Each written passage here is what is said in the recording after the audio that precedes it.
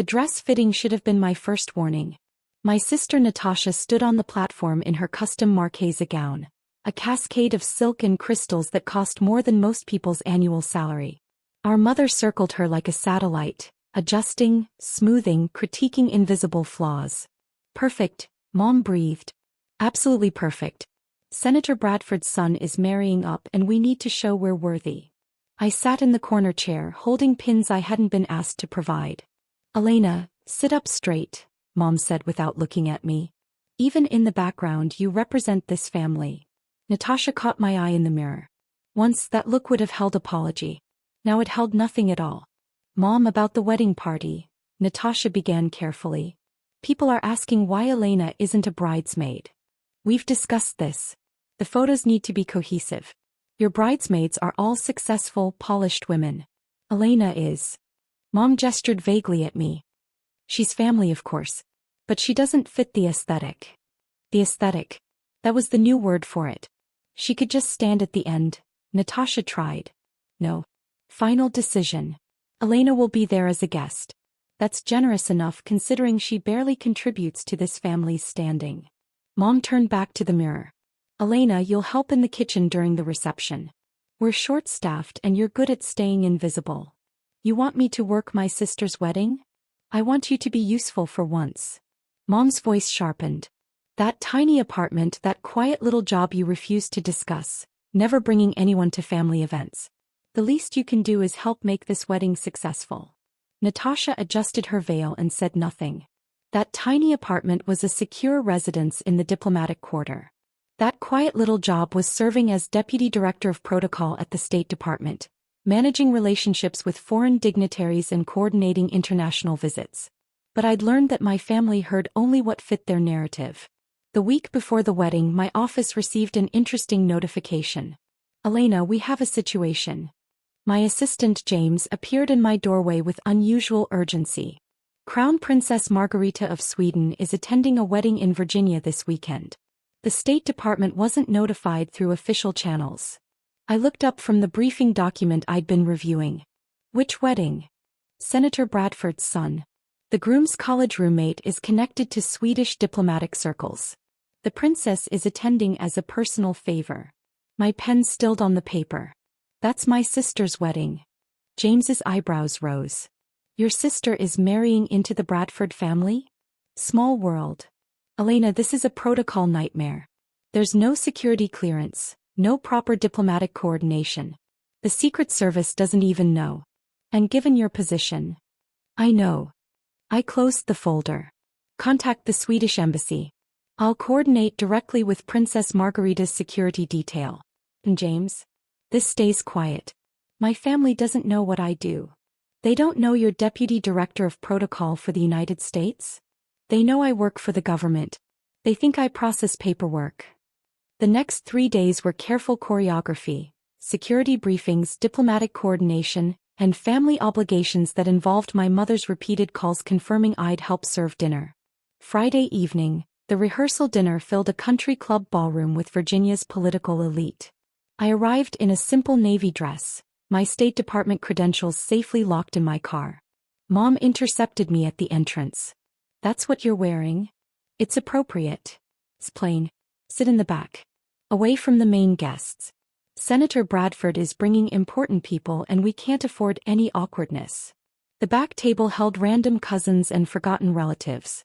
At the head table, Natasha glowed beside Thomas Bradford. My parents basked in reflected glory, already calculating the social capital this union would bring. No one looked toward the back corner where I sat with the piano teacher and elderly relatives. After dinner, Thomas found me on the terrace. Elena? Hiding from the festivities. Giddy air. Congratulations. Thank you. I wanted to say, Natasha mentioned your family is complicated. My father noticed you at dinner. Said you have the bearing of someone who works in real government, not the periphery. Your father is perceptive. He also said you looked familiar. Like he'd seen you in official settings. Thomas studied me. Whatever you do, thanks for supporting Natasha. Family means everything even when they don't always see us clearly. He returned inside, leaving me with the weight of Saturday's approaching collision. Wedding morning arrived with perfect May weather. The venue was a historic estate, all columns and gardens. Security was already setting up, Secret Service for the senator, plus the discreet team I'd coordinated for Princess Margarita. I arrived early. The head of the princess's security detail met me near the service entrance. Deputy Director Vargas. Everything is in place. The princess will arrive at 3 p.m. 1 hour before the ceremony. She's requested 5 minutes with you to review protocols.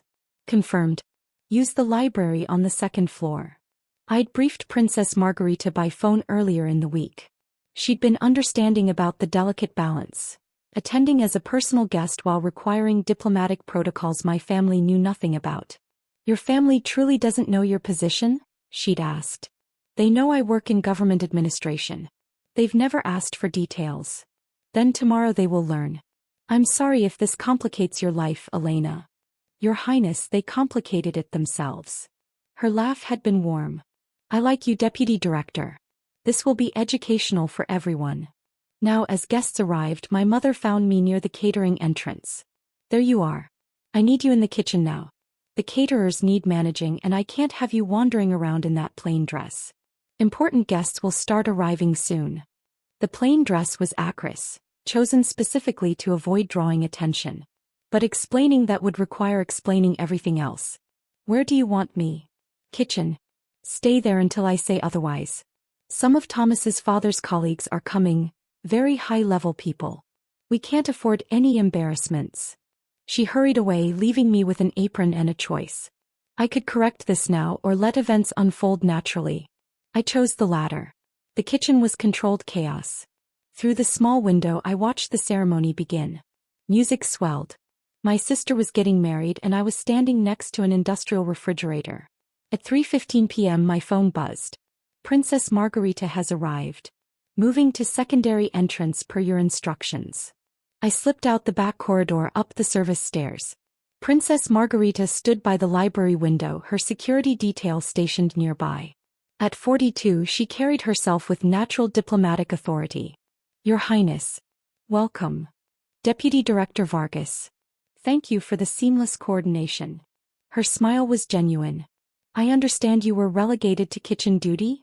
My family is traditional about roles. How illuminating this afternoon will be for them. Are you ready? As ready as possible for my two worlds to collide. We descended the main staircase together. The Crown Princess of Sweden and the sister who'd been hidden in the kitchen. The terrace went very quiet as we appeared.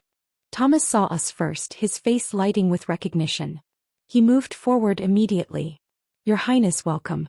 I'm honored you could attend. Thank you, Thomas. But first, I believe I should properly greet my State Department liaison. Elena and I have worked together on several diplomatic initiatives. Every head on the terrace turned toward me. Thomas's expression shifted from confusion to realization. Elena is your State Department liaison? Deputy Director of Protocol, actually. She's coordinated 3 of my official visits to Washington. Brilliant work, always. Princess Margarita's voice carried across the silent crowd. When you mentioned her in our correspondence, I was pleased to know she'd be here.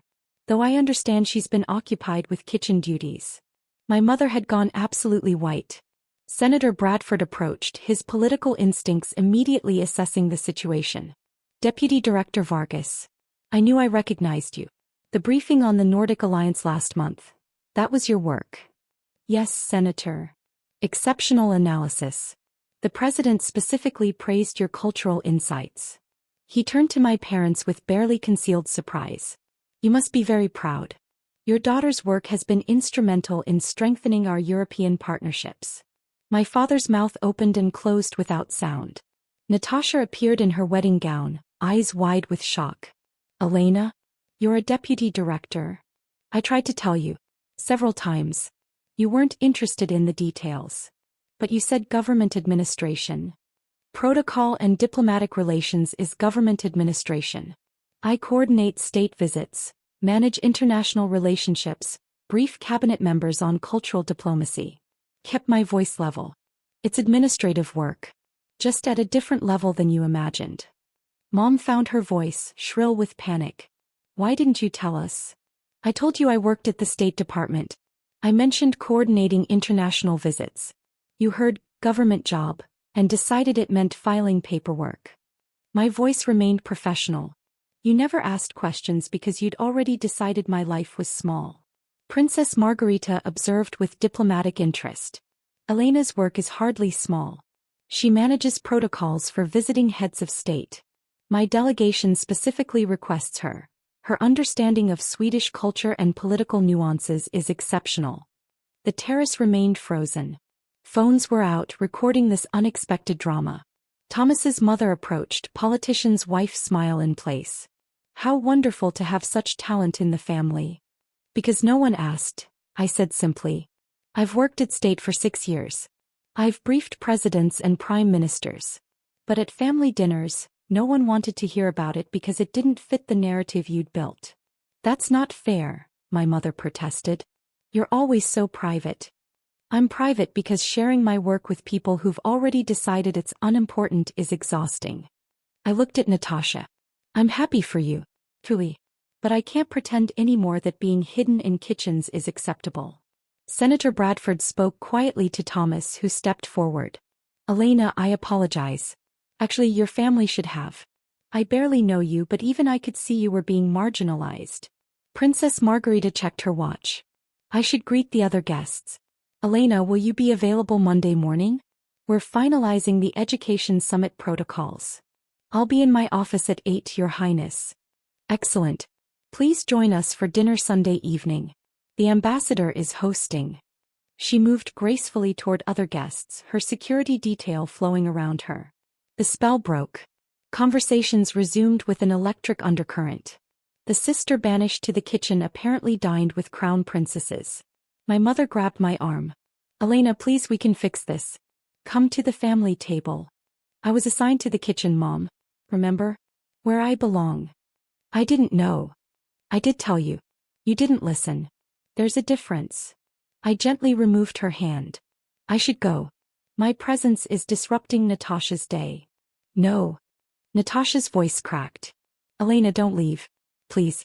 This is my fault too. I let Mom push you aside because it was easier. I'm sorry. Sorry doesn't change 6 years of dismissal. Of being excluded from your wedding party because I don't fit the aesthetic.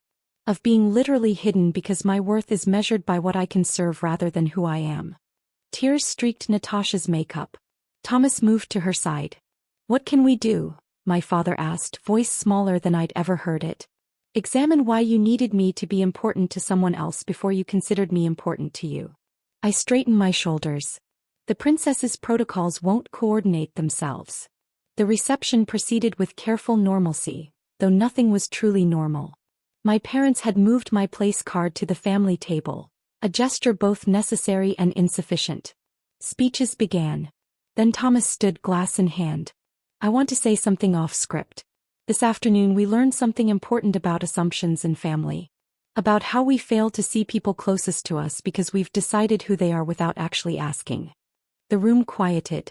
My new sister-in-law was hidden in the kitchen today because her family thought she wasn't impressive enough for important guests.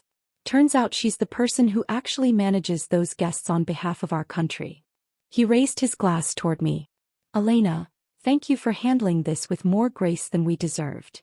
Applause rippled through the room, uncomfortable, confused, but genuine. Later my mother approached. Elena, I was wrong. About everything. About assuming your quiet meant empty.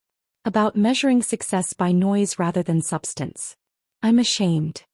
Thank you for saying that. Can you forgive me? I looked at her carefully. I don't know yet, Mom. Today hurt. But it's also years of hurt. Forgiveness takes time. Will you still be part of this family? I've always been part of this family. The question is whether this family wants to be part of my life. The real one, not the version you invented. Princess Margarita found me before she left. Thank you for the coordination.